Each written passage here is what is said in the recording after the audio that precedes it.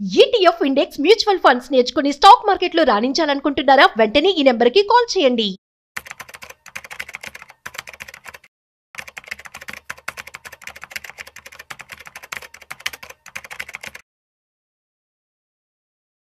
నమస్తే, welcome to Suman TV. నేను విష్ణు. ప్రస్తుతం మనతో పాటు ప్రముఖ స్టాక్ మార్కెట్ అనలిస్ట్ సుందరరామరెడ్డి గారు ఉన్నారు. సార్తో మాట్లాడదాం. సార్ నమస్తే. సార్ నమస్తే అండి. సుందరరెడ్డి గారు, ఇవాళ మార్కెట్ క్లోజింగ్ ఎక్కడో చూద్దాం. ఇవాళ డిసెంబర్ 2వ తారీఖు ట్యూస్డే.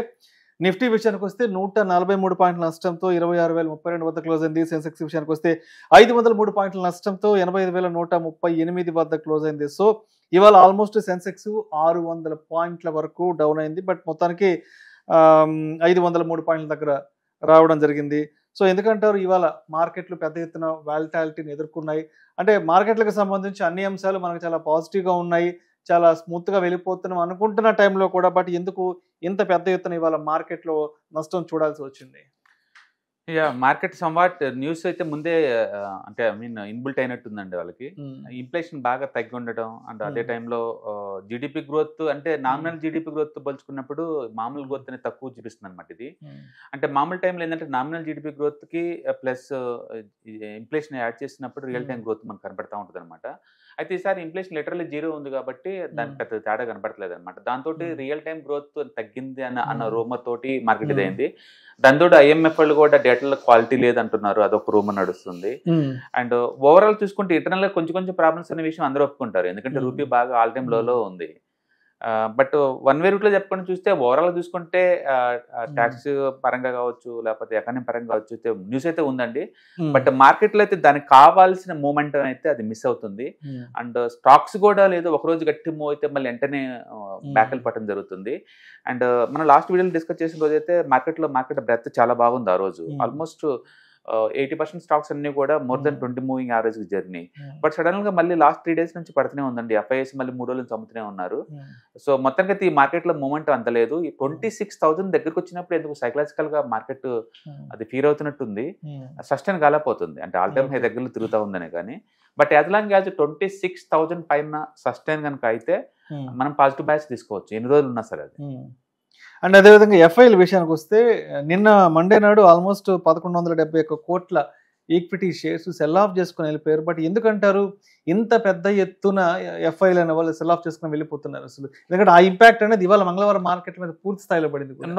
FIS సెల్లింగ్ అనేది ఒక చిన్న పోర్షన్ అండి. అది ఓవరాల్ తీసుకుంటే రోజుకి 1000 నుంచి 2000 కోట్లు పెద్ద ఇన్ఫ్లుయెన్స్ చూపించింది నేను అనుకోను మార్కెట్ మీద బేసికల్ గా. సో ఓవరాల్ గా వరల్డ్ వైడ్ గా వాలటిలిటీ నడుస్తుంది. అండ్ గుర్తుపెట్టుకోండి, బిట్ కాయిన్ 1 year లోలో ఉంది. మొన్న ఆల్మోస్ట్ 10% 1 year లో నుంచి పెరిగి కూడా మళ్ళీ 10% డ్రాప్ అయింది అది. అందుకని అన్ని ఎసెట్ క్లాస్ లో వాలటిలిటీ గురి అవుతున్నాయి. నేను చూసి సిల్వర్ ఒక రోజు నిన్న 6% పెరిగింది, గోల్డ్ 3% పెరిగింది. అంటే స్టేబుల్ ఎసెట్స్ అన్ని పెరుగుతున్నాయి అంటే ఈక్విటీలో వాలటిలిటీ యాడ్ అవుతున్నట్లు లెక్క అనమాట. మొత్తానికైతే మార్కెట్ బ్రెత్ అంత స్ట్రాంగ్ గా కనిపించడం లేదు. అండ్ మార్కెట్ లో అయితే 26,000 పైన సేపు అయితే దానికి స్ట్రెంత్ ఉన్న మాట నిజం. బట్ కింద ఎక్కుతే అది వీక్ అవుతా ఉంటుంది. ఈసారి ఈ సంవత్సరంలో ఉన్న ప్రత్యేకత ఏంటంటే small caps micro cap too much drag చేస్తున్నాయి మార్కెట్ ని. అంత ట్రెండింగ్ అంత లేదు, లార్జ్ క్యాప్ స్టాక్స్ బయాస్ నడుస్తుంది. అందుకని ఇండెక్స్లు తూతు మంత్రం లాగా పైకి కనపడుతున్నా ఇంటర్నల్ గా మాత్రం స్టాక్ స్పెసిఫిక్ గా మాత్రం చాలా పెద్ద ఎత్తున బ్లీడ్ అవుతుంది. And 3 days back market all time వెళ్ళిందా, మళ్ళీ 2 days నుంచి మళ్ళీ ఇంకిపోతుంది. But as long as 26,000 hold చేసినంత కాలం ఆ టువర్డ్స్ పాజిటివ్ బయాస్ మీద వెళ్ళే ఛాన్సే ఎక్కువ ఉంది. అండ్ అదేవిధంగా డాలర్ అయితే చాలా స్ట్రెంథన్ అవుతుంది. దెబ్బకి రూపీ అయితే మాత్రం ఆల్మోస్ట్ వచ్చేసింది, ఆల్ టైమ్ లోకి వచ్చేసింది. అంటే ఇది ఇంకా ఎంతవరకు కొనసాగే అవకాశం ఉందంటారు దీని ప్రభావం మార్కెట్ల మీద? బేసికల్ గా మామూలుగా అయితే రూపీ వీక్ అయిన ప్రతిసారి కూడా RBL ఇంటర్ఫిరెన్స్ చేస్తారండి, వాళ్ళు బైబ్యాక్ చేస్తూ ఉంటారు. బట్ ఈసారి వాళ్ళు సైలెంట్ గా ఉన్నారు. అంటే మీనింగ్ ఏంటంటే వాళ్ళు కావాలని రూపీ వీక్నెస్ కోసం ట్రై చేస్తున్నట్టున్నారు. ఎందుకంటే ఎకానమీ ఎప్పుడు కూడా నువ్వు ఇంపోర్టెడా లేదా ఎక్స్పోర్ట్ ఓరియంటెడ్ ఎకానమీ మనం దాన్ని బట్టి ఉంటుంది అనమాట. అండ్ రూపీ కనుక వీక్ అయ్యే కొద్ది ఏమవుతుందంటే ఇంపోర్ట్స్ అని కాస్ట్లీ అవుతాయి, ఎక్స్పోర్ట్స్ అని చాలా చీపర్ అయిపోతుంటాయి. బహుశా మన వాళ్ళు ఎక్స్పోర్ట్ కలిపి ఫోకస్ చేస్తాని కోసం RBL ఇంటర్ఫిరెన్స్ అవ్వట్లేదేమో అనిపిస్తుంది. ఏదైనా సరే ఎకానమీ కొంచెం స్ట్రగుల్ అవుతుంది, రూపీ టూ మచ్ వీక్ అవుతుంది అన్న క్షణంలో డెఫినెట్ గా RBL దాన్ని అడ్డుకుంటారండి. అండ్ RBL అడ్డుకోవట్లేదు, మార్కెట్ ని అలా వదిలేస్తున్నారు వదిలేస్తున్నారంటే మీనింగ్ ఏంటంటే బహుశా వాళ్ళు ఆ వీక్ కావాల్సిన అవసరం ఉంది ఎకానమీకి, అందుకని అలా వదిలేస్తున్నట్టున్నారు. చాలా మంది సెంటిమెంటల్ గా ఏంటంటే రూపీ స్ట్రాంగ్ అవుతే మనం స్ట్రాంగ్ అవుతున్నట్టు ఫీల్ అవుతారండి, రూపీ వీక్ అవుతుంటే మనం వీక్ అవుతున్నట్టు ఫీల్ అవుతారు. నిజానికి అది కాదు, చాలా బొట్టిని ఇంపోర్ట్ వర్సెస్ ఎక్స్పోర్టెడ్ ఏ కళ్ళు మీరు ఫోకస్ చేస్తున్నారు అన్న దాన్ని బట్టి ఉంటుంది అనమాట. అంటే ప్రస్తుతానికైతే రూపీ ఆల్ టైమ్ లోలో ఉంది, అండ్ ఎవ్రీ 10 years ఒకసారి 20% దాకా డ్రాప్ అవుతూనే ఉంది. ఆ డ్రాప్ కంటిన్యూ అవుతుంది అంతే. బట్ మన రూపీని విడిగా చూసే బదులు ఓవరాల్ ఎకానమీ వైపు చూస్తాం బెటర్ అనమాట. అంటే రూపీ వరకు చూస్తే మాత్రం వీక్ అవుతున్నట్లు లెక్క ఎకానమీ. బట్ రూపీ ఒకటే కాదు, ఇండియా బిగ్గెస్ట్ ఇంపోర్ట్స్ అంటే ఆయిల్ అండ్ గోల్డ్ అనమాట. ఆయిల్ కేమో ఆల్టర్నేటివ్ గా వీళ్ళు రష్యాతో టైప్ అయి తక్కువ రేటుకి ఆయిల్ తెస్తున్నారు. ఇప్పుడు న్యూక్లియర్ ప్రైవేట్ బిల్లు ప్రవేశపెడుతున్నారు పార్లమెంట్ లో, న్యూక్లియర్ ఎనర్జీ ప్రైవేటైజేషన్ చేస్తున్నారు, సోలార్ చాలా పాపులర్ చేస్తున్నారు, ఎలక్ట్రికల్ చాలా పాపులర్ చేస్తున్నారు. సో ఇంపోర్ట్స్ తగ్గుతున్నాయి ఆయిల్ నుంచి. బట్ అదే టైంలో గోల్డ్ చేయడానికి ఏం లేదు. బట్ అదే టైంలో గోల్డ్ రేట్ ఓవరాల్ పెరుగుతూనే ఉంది కదా. అందుకని ఇంపోర్ట్స్ కాస్ట్లీ అవుతున్నా, బట్ ఇండియా తెచ్చుకునే బిగ్గెస్ట్ ఇంపోర్ట్స్ బిల్ అంటే ఈ రెండే, ఆయిల్ అండ్ గోల్డ్. గోల్డ్ని ఎలాగ అడ్డుకోలేరు, ఆయిల్ని అయితే ఆల్టర్నేటివ్ చూసుకుంటున్నారు. కాబట్టి గవర్నమెంట్ ఏదో టైంలో ఇంటర్ఫిరెన్స్ అవుతారు. అండ్ వాళ్ళు కనుక రూపీ డేంజరస్ లెవెల్లో జారుతుంది అనుకున్నప్పుడు వాళ్ళు ఆర్బీఐలు అడ్డుకుని దాన్ని బైబ్యాక్ చేస్తుంటారు. కాబట్టి మనం వరి అంత అయ్యేది ఏం లేదు. కాబట్టి మనం పర్సనల్ గా రూపీ డ్రాప్ అవుతూ ఈ వీక్ అవుతున్నాం అనడానికి ఏం లేదు. It's depending upon the economy. ప్రపంచంలో చాలా కంట్రీస్ కావాలని వాళ్ళ ఎకానమీలో ఉన్న వాళ్ళ ఓన్ మనీని డీవాల్యుయేషన్ చేసుకుంటారు. అలా చేస్తే ఏమొస్తుందంటే ఎక్స్పోర్ట్ చేయడం ఈజీ అవుతారు. అండ్ అదేవిధంగా గ్లోబల్ క్యూస్ ఏముంటున్నాయి, and what about the Asian markets and what about the Asian market indices? Last 1 week నుంచి ఏషియన్ మార్కెట్స్ అన్ని ఎఫెక్ట్ అవుతున్నాయండి. ఈవెన్ ఈ రోజు కూడా ఏషియన్ మార్కెట్స్ డల్ గా ఉన్నాయి, అమెరికన్ మార్కెట్ కూడా డల్ గా ఉంది. బిట్ కాయిన్ బాటం నుంచి 10% రికవర్ అయ్యి మళ్ళీ 1 year లోకి వచ్చేసింది అది. అండ్ గోల్డ్ సిల్వర్ అయితే ఆల్మోస్ట్ 7% పెరిగింది లాస్ట్ 1 week లో. అండ్ గోల్డ్ కూడా స్టేబుల్ టు పాజిటివ్ బయాస్ మీద ఉంది. మొత్తానికైతే ఈ సేఫ్టీ అసెట్స్ ఏదైతే అనుకుంటామో అవి పెరుగుతున్నాయి, ఈ వల్టలిటీ అసెట్స్ ఏ అవుతున్నాయేమో ఇవి డ్రాప్ అవుతున్నాయి అనమాట. మొత్తానికి మార్కెట్ లో కొంచెం ఈ వీక్ అన్సర్టనిటీ ఉందని మనం అనుకోవచ్చు. అంటే మనం ఆల్ టైమ్ హైక్ వస్తే సరిపోదు, మిగతా ఎకానమీ అన్ని బాగుండాలి కదా, ఆ ఎంకరేజ్మెంట్ అయితే లేదు. అండ్ అదేవిధంగా ఎస్పెషల్లీ ఇవాళ మంగళవారం మార్కెట్లో బ్యాంకింగ్ స్టాక్స్ ఎటువంటి కీ రోల్ ప్లే చేశాయి, అంటే ఏంటి అసలు, అంటే ఇవాళ ఎటువంటి పాత్రను పోషించాయి మార్కెట్స్? ఈ రోజు బ్యాంకింగ్ ఆల్మోస్ట్ 0.4% డౌన్ లో ఉందండి. ఐటీ ఒకటి, ఫార్మా ఒకటి కొంచెం లీడింగ్ లో ఉందండి. ఆటో ఈ మూడు కూడా. బ్యాంకింగ్ కొంచెం వీకెండ్ అనుకోవచ్చు. బట్ మిగతాతో పోల్చుకుంటే ప్రాఫిట్ బుకింగ్ కామన్ థింగ్, అది అప్ టు 1% పడ్డ ఇండెక్స్ ని మనం అదేదో నెగిటివ్ గా థింక్ చేయడానికి అవసరం లేదు. మార్కెట్ అయితే అడ్జస్ట్ అవుతుంది 26,000 దగ్గర. as long as 26 పైన ఉన్నంత కాలం మనం వరి అవ్వాల్సిన అవసరం లేదు. అయితే మార్కెట్ బ్రెత్ అయితే మాత్రం బాగా నెగిటివ్గా ఉన్నాయి ఇంటర్నల్ గా. మొన్నటి వరకు ఏంటంటే లీడింగ్ లో ఉన్న స్టాక్స్ కూడా రెస్ట్ తీసుకుంటున్నాయి. ప్రతిరోజు మనం మూవ్ ఎక్స్పెక్ట్ చేయలేం కాబట్టి it's okay as long as 26,000 కన్నా పైన సేఫ్ మార్కెట్. రైట్. అయితే ఇప్పటి వరకు మనం అంటే ఫండమెంటల్ గా మార్కెట్ ఇంపాక్ట్ చేసిన అంశాలు అంటే మార్కెట్, బట్ టెక్నికల్ గా చార్ట్స్ ఏం చెప్తున్నాయి అసలు? నేను అదే అంటుంది, కొత్త జోన్లకు వెళ్ళడానికి మార్కెట్ ఇష్టపడలేదు. అందుకని ఆల్ టైమ్ హై ఇంట్రాడేలో దాడుతుంది, మళ్ళీ బ్యాక్ వస్తుంది, దాడుతుంది, బ్యాక్ వస్తుంది. ఏ రోజుకి ఆ రోజు ఆ 26,277 ఏదైతే ఉందో అది కాంక్రీట్ లాగా ఆపేస్తుంది మార్కెట్ ని. బట్ అదే టైంలో 26,000 బాగా అట్రాక్ట్ చేస్తుంది. అండ్ ఈ రోజు కూడా మళ్ళీ అగైన్ 26 దగ్గర వచ్చేసింది. అది చూడాలి, దానిపైన సస్టైన్ ఎంతకాలం మార్కెట్ బాగున్నట్లకే. అయితే ఆల్మోస్ట్ ఆల్ ఇండెక్స్లన్నీ యూనిఫామ్ గా పర్ఫామ్ చేస్తున్నాయి. ఇక్కడ ఏ పర్టికులర్ అది వీక్ అవుట్ నేను కనబట్టలేదు. నేను అనుకుంటే పాజిటివ్ బాస్ మీద వెళ్ళిపోద్ది మార్కెట్ అనుకుంటున్నా, టెంపరీగా ఈ వాలటిలిటీ ఉన్నా సరే. ఒకటైతే నిజం, ఇంత ముందులాగా మార్కెట్ ఇప్పుడు స్మూత్ గా ఉండదు. గోల్డ్ డైలీ 2%, సిల్వర్ 2% ఊగుతున్న ఈ రోజుల్లో ఈక్విటీ స్టేబుల్ గా ఉంటుంది అనుకోమాకండి, అలా ఉండదు. రెండోది, ప్రపంచవ్యాప్తంగా పర్టికులర్ గా వెస్టర్న్ కంట్రీస్ మొత్తం బిట్ కాయిన్ మీద హెవీగా ఇన్వెస్ట్ చేస్తాయి. అది 1 year లోలో ఉంది ఆల్రెడీ. అంటే మార్కెట్ ఆల్రెడీ స్ట్రెస్ లో ఉంది. కాబట్టి దీని ఎఫెక్ట్, రిపుల్ ఎఫెక్ట్స్ వేరే అసెట్ క్లాస్ లో ఈజీగా పడతాయి. కాబట్టి ఈ టైంలో ఈక్విటీ మార్కెట్ అగ్రెసివ్గా మనం బెట్ కాసుకోవచ్చు అంటే కాయటానికి ఏం లేదు. కాబట్టి ఇండియాలో ఉన్న బ్యూటీ ఏంటంటే లాస్ట్ 14 months నుంచి పెద్ద రిటర్న్స్ రాలేదు కాబట్టి వెస్టర్న్ కంట్రీస్ పడ్డంత స్పీడ్గా మనం పడకపోవచ్చు, అంతే. రైట్. సో మొత్తానికి రేపు వెడ్నెస్డే 3rd December కి మార్కెట్ ఏ విధంగా సిద్ధంగా ఉండాలి ఓపెనింగ్ టైంకి? 26,000 దగ్గర రొటేట్ అవుతున్నంత కాలం మార్కెట్ టువర్డ్స్ పాజిటివ్ బాయ్స్ ఉండొచ్చండి ఎంతకంత. బట్ మార్కెట్ లో మూమెంటం అయితే లేదు, స్లో అండ్ స్టడీగా మళ్ళీ ఆల్ టైమ్ హైకి వెళ్ళిపోతున్నాయి, ట్రై చేస్తూ ఉంటుంది, మళ్ళీ బ్యాక్ వస్తూ ఉంటుంది, మళ్ళీ పైకి పోతూ ఉంటుంది, ఇలా ట్రై చేస్తూ ఉంటుంది. డిసెంబర్లోకి వచ్చాం కాబట్టి ఇంకా వర్క్ హాలిడేస్కి వెళ్ళిపోతారు 2 weeks తర్వాత. ఇక వరల్డ్ వైడ్ ఇక్కడే కాదు, క్రిస్మస్ క్రిస్మస్ హాలిడేస్ అంటే వరల్డ్ వైడ్ గా ఫేమస్ అది. కాబట్టి పెద్ద యాక్టివిటీ ఏమి ఉండకపోవచ్చు మార్కెట్లో. యూజువల్గా ఏంటంటే మార్చి మంత్ ఈజ్ గుడ్ మంత్. నేను అనుకోవడం ఏంటంటే మార్చి మంత్ తర్వాతనే మార్కెట్లోకి మళ్ళీ మూమెంటం వస్తుంది, గట్టిగా మూవ్ అయ్యే ఛాన్స్ ఉంది. అప్పటి వరకు అయితే మనం చెప్పలేము. బట్ మీరు చూసుకోండి, ఆటోమొబైల్ డేటా పర్ఫెక్ట్ గా ఉంది. అంటే GST collection data last month మనం కంపేర్ చేయకూడదు, ఎందుకంటే అది దివాళీ మంత్ కాబట్టి. బట్ లాస్ట్ ఇయర్తో పోల్చుకుంటే స్టిల్ 7% ఎక్కువ వచ్చింది. ఇది జిఎస్టీ 394 వస్తువుల మీద తగ్గించిన తర్వాత కూడా. కాబట్టి మనం అనుకున్నంత పెసిమిస్టిక్ వ్యూ ఏం లేదు ఇక్కడ. బట్ స్టిల్ మార్కెట్కి కావాల్సిన బూస్టింగ్ ఏం రావట్లేదు. బహుశా December 4th 5th పుతిన్ రాబోతున్నాడు, ఎన్ని డీల్స్ జరుగుతాయి అన్న దాన్ని పెట్టేసి. December 5th ఆర్బీఐ మీటింగ్ ఉంది, వడ్డీ రేట్లు ఎంత తగ్గిపోతున్నా దాన్ని పెట్టేసి.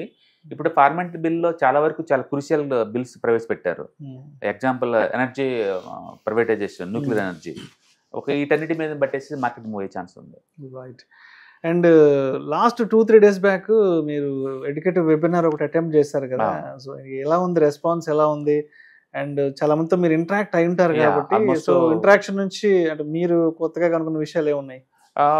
బట్ ఎక్కువ మంది ఆల్రెడీ అంటే లైఫ్ లో సెటిల్ అయిన వాళ్ళు, ప్లస్ వెల్త్ ఎలా మేనేజ్ చేసుకుందాం అనుకున్న మెచ్యూరిటీ మైండ్సే ఉన్నారండి ఎక్కువ. And too good, and lot of NRIs కూడా మెంబర్స్ అటెండ్ అయ్యారు. అండ్ వెల్త్ గురించి, అండ్ స్టాక్స్ గురించి, అండ్ ఈటీఎఫ్స్ గురించి చాలా హెల్తీ డిస్కషన్ జరిగింది. అండ్ డౌట్స్ ఉంటే క్లారిఫై చేసుకున్నారు. మీకు ఆల్రెడీ ఫీడ్బ్యాక్ ఇచ్చి ఉంటారు, దాన్ని బట్టేసి మీరు ఊహించుకోవచ్చు. And it's good. And further గా డిసెంబర్ మంత్ కి సంబంధించి ఎప్పుడు ప్లాన్ చేస్తున్నారు? ఎవ్రీ మంత్ 1 or 2 వెబినార్స్ జరుగుతూనే ఉంటాయండి. అండ్ మీరు కింద స్క్రోల్ అవుతున్న నెంబర్ కాల్ చేస్తే కనుక అప్రోచ్ అవ్వచ్చు. సో సుందరరావు గారు, ఇప్పుడు డిసెంబర్ సీజన్ కి సంబంధించి మీరు వెబినార్ కండక్ట్ చేయబోతున్నారు కదా, December 13th, 14th డేట్స్ లో. సో దానికి సంబంధించి డీటెయిల్స్ ఒకసారి మన ఆడియన్స్ తో షేర్ చేసుకోగలరు? ఎటువంటి కంటెంట్ తో ముందుకెళ్ళబోతున్నారు?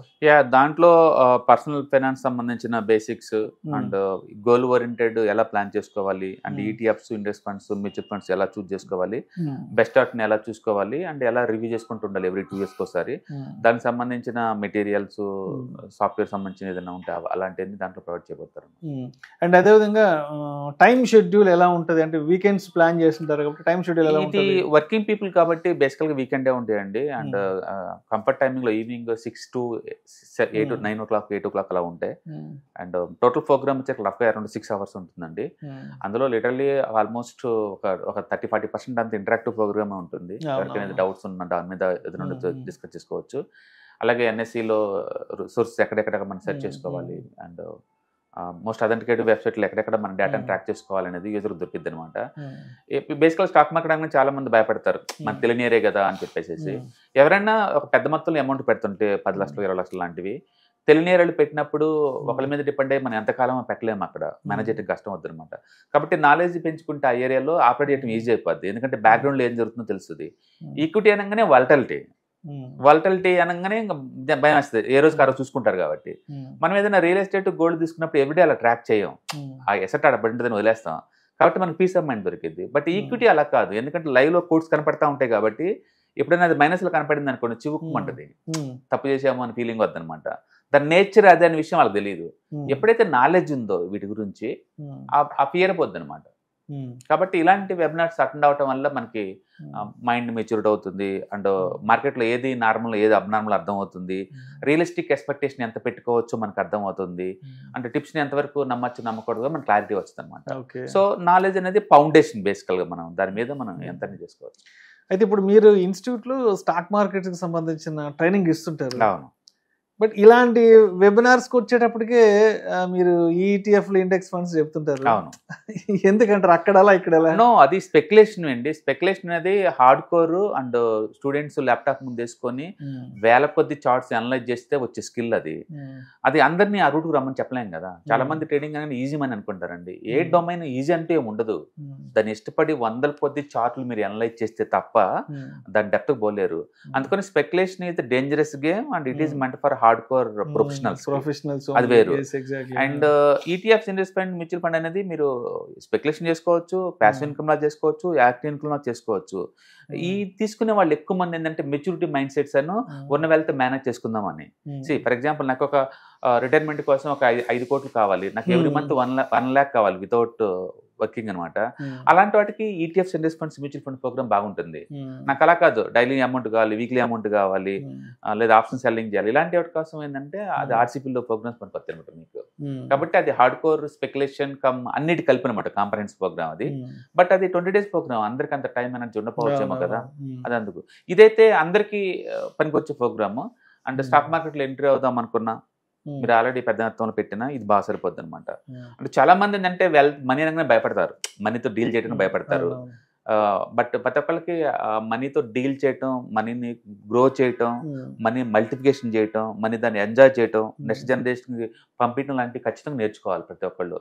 ఇర్రెస్పెక్ట్ ఆఫ్ మీరు ఏ ప్రొఫెషన్లో ఉన్నా సరే ఇలాంటి ప్రోగ్రామ్స్ వాళ్ళకి హెల్ప్ అవుతుంది అనమాట. కాబట్టి మీరు ఎవరైనా పెద్ద మొత్తంలో డబ్బు ఏదైనా మార్కెట్లో పెడదామనుకున్నా, గోల్ ఓరియంటెడ్గా ఏదైనా చేయాలనుకున్నా కూడా, ఫైనాన్షియల్ ప్లానింగ్ చేసుకుందాం అంటే ఇలాంటి ప్రోగ్రామ్స్ మీకు ఈజీ అవుతుంది. ఓకే, సో ఇప్పుడు రిజిస్ట్రేషన్ కావాలంటే కింద నెంబర్ కాల్ చేస్తే రిజిస్ట్రేషన్ కంప్లీట్ చేసుకోవచ్చు. Right sir, thank you sir, thank you so much. Hi, మీరు స్టాక్ మార్కెట్కి కొత్త, లేదా మీరు మార్కెట్లో ఉన్నా సరే మనీ మేక్ చేయడం టఫ్గా ఉందా? అంటే స్టాక్ మార్కెట్లో ఎన్ని సంవత్సరాలు ఉన్నా సరే ఇంకా బ్రేకింగ్ ఏం రావట్లేదా? లేదా మీరు పెద్ద మొత్తంలో స్టాక్ మార్కెట్లో మెయింటైన్ చేయాలనుకున్నారా? మీ పొజిషన్ ఏదైనా అయి ఉండొచ్చు. స్టాక్ మార్కెట్లో కనుక లాంగ్ టర్మ్లో మనీ మేక్ చేసుకోవాలనుకుంటే షార్టెస్ట్ పాసిబుల్ వే అంటే ETFs, index funds, mutual funds ద్వారా లిటిల్ బిట్ ఈజీగా ఉంటుందన్నమాట. కాబట్టి మీకు ఎవరికైనా ఇంట్రెస్ట్ ఉందంటే ETFs, index funds and mutual funds నేర్చుకోవడానికి ఇది బెస్ట్ పాసిబుల్ వే ఏంటంటే ETFs, index funds and mutual fund course. ఇది ఎవ్రీ మంత్ వీకెండ్స్ లో సాటర్డే, సండే, మండే ఇలా 3 రోజుల్లో daily 2 hours, totally 6 hours programme ద్వారా నేర్పడుతుంది. ఇంట్రెస్ట్ ఉన్న పార్టిసిపెంట్స్ కింద స్క్రోల్ అవుతున్న నెంబర్స్ ని కాల్ చేయడం ద్వారా లేదా రిజిస్టర్ చేసుకోవడం ద్వారా మీ సీట్ ని బుక్ చేసుకోవచ్చు.